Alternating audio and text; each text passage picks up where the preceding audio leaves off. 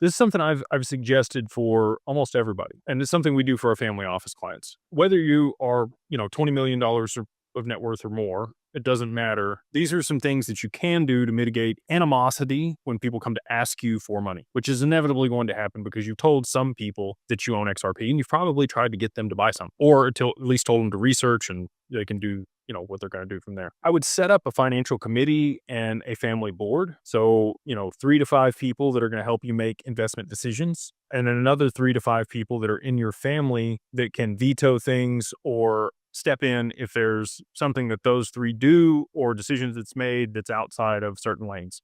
So let me give you an example. Your financial committee could be, again, your wealth advisor. Maybe it's your CPA, and then it's you and one other family member that is extremely competent, has a background in banking or finance, something like that. And you need criteria for what you guys are going to invest in. So most family offices, they have a lane of expertise, an investment thesis that they've written out in their, family charter or their compass, and that's what they stick to. Anything outside of that lane, the family board has to approve. Anything above a certain amount of allocation, the family board has to approve. And you need specific criteria and numbers for each one of those types of investments to even entertain them, right? So your cash on cash, your IRR, your ROI, your payback period. There could be lots of things for real estate.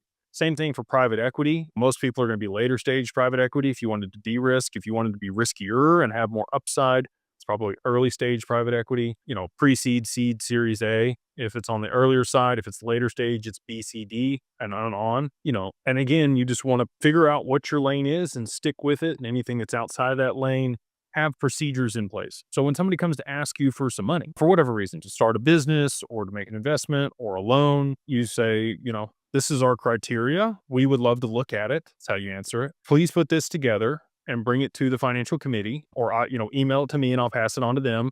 And as long as it meets our criteria, we would love to participate and give you the funds. If it doesn't meet the criteria that you've structured, then it's a no. And then they can't really be mad at you because you didn't tell them no. You have a system and a process in order to protect and grow your wealth over time. And most people, I think, would respect that. And if they don't, you probably didn't want to do business with them anyway. And most of the people that after you tell them that, they're never even going to bring you the proposal. They're not going to give you the data room. They're not going to show you the deck associated with whatever the investment was or the business plan. They're just, going to go on about their business because they don't have any of that stuff available or they don't even want to put it together. So that would be my recommendation for people. Again, you don't need $20 million to set this stuff up.